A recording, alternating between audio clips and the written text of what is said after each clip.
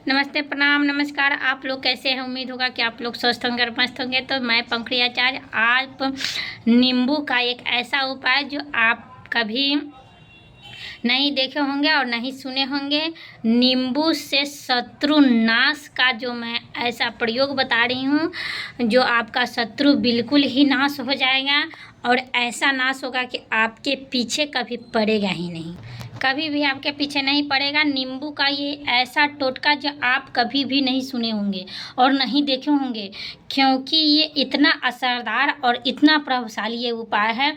अगर इस उपाय को अगर आप करते हैं तो सचमुच आप विजय प्राप्त कर लीजिएगा शत्रु पर, क्योंकि शत्रु वो चीज़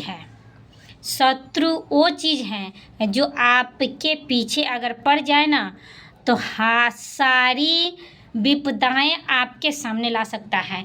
क्योंकि शत्रु कैसा भी हो उसको कभी भी कमज़ोर नहीं समझना चाहिए, चाहे वह निर्धन हो या वह पैसा वाला हो या अमीर हो या निसंतान हो। शत्रु कैसा भी हो उसको कभी भी कमज़ोर नहीं समझना चाहिए, क्योंकि शत्रु एक ऐसा चीज़ है जो अगर ठान ले कि नहीं आपको बर्बाद करना है तो ये निर्धन भी होगा ना, अगर भीख मांग के भी खाता होगा ना, फिर भी आपको सत्यानाश कर सकता है। इसलिए अगर आप शत्रु से छुटकारा पाना चाहते हैं तो आप विश्वास के साथ आप मेरी एक उपाय कीजिए। अगर आपका शत्रु आपके घुटने न टेके, आपके सामने आकर नाक रगड़ कर भीख ना मांगे, तो आप हमको कहिएगा, क्योंकि शत्रु का ये जो उपाय है वो शत्रु का एकदम ही नाक रगड़ कर आपके सामने भीख मंगवाएगा।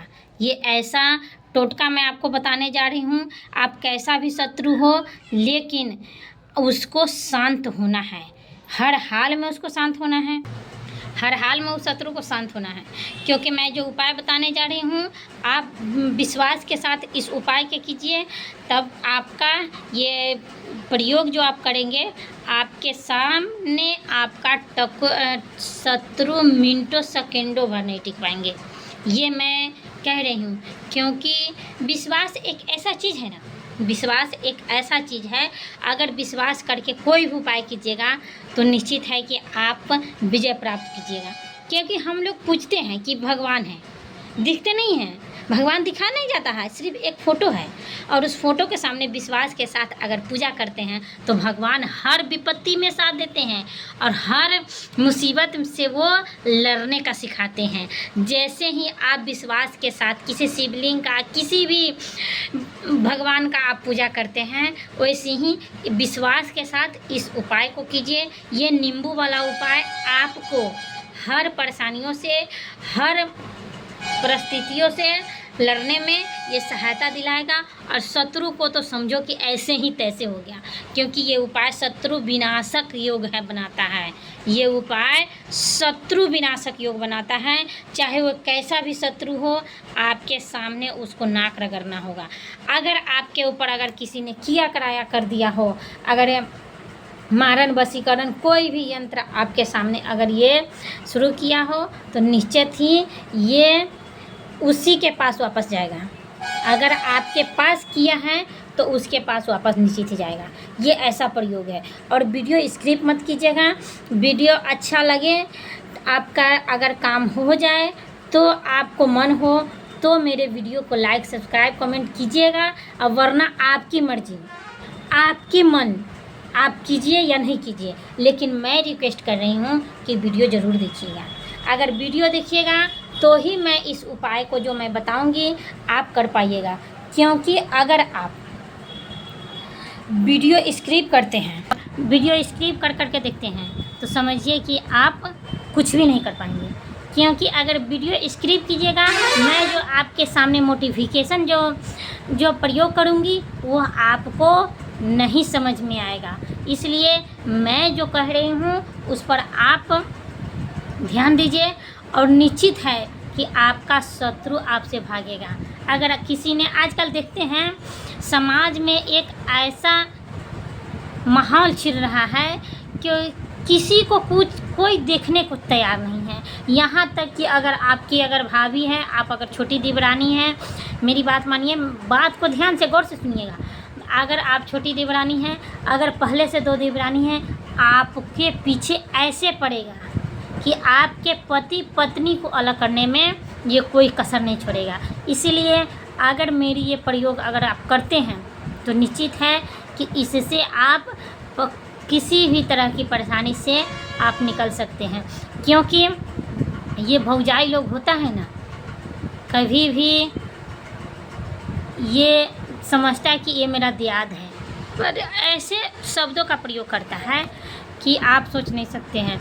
ऐसे स्थिति में बहुत ही संभल कर रहना पड़ता है, क्योंकि पति पत्नी के साथ नहीं रहने देता, क्योंकि उसके देवर के साथ गलत रिएक्ट रहता है, गलत रिलेशनशिप रहता है, जिसके कारण उस भौजाई लोगों को बहुत ही तकलीफ़ होती है, जो अपने देवरानी को एक साथ नहीं रहने देते।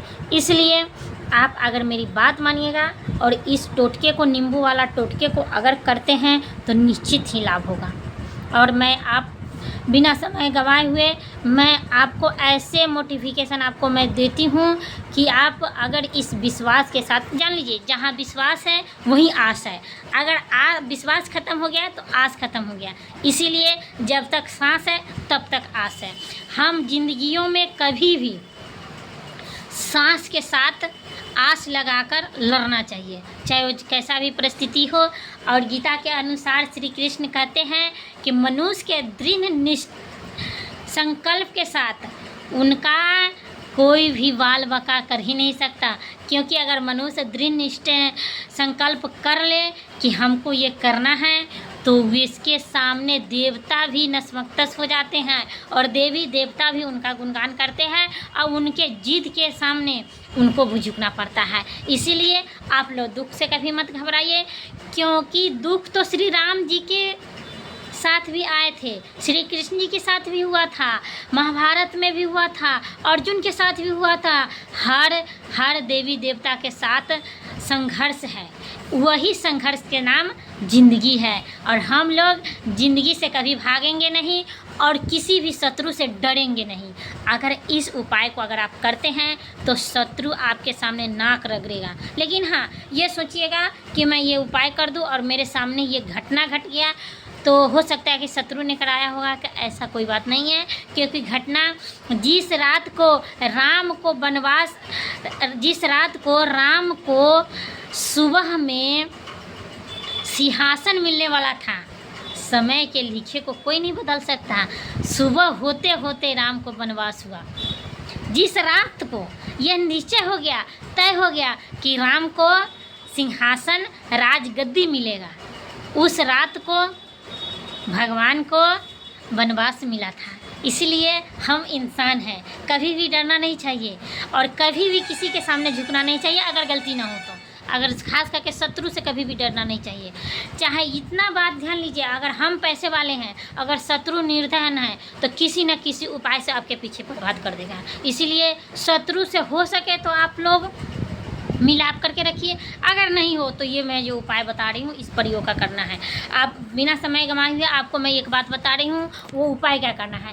वो उपाय ये है कि आपको एक छोटा सा नींबू लेना है, 2 कील लेना है और उस नींबू पर अपने शत्रु का नाम लिखना है। और शत्रु के बीचों बीच नाम लिखने के बाद उस दोनों कील को आप उस नींबू के अंदर गाड़ दीजिए। और गाड़ने के बाद आपको आधा अधिकार देना है, अपने सर से उबार के किसी भी चौराहे पर बिक दीजिएगा। आपको 24 घंटा के अंदर आपके शत्रु आपके कदमों में न झुके तो आप मुझे कहिएगा, क्योंकि ये बहुत ही असरदार और भयानक टोटका है। अगर इस चीज़ को अगर आप करते हैं तो निश्चित ही लाभ होगा। जय माता जी, जय महाकाल।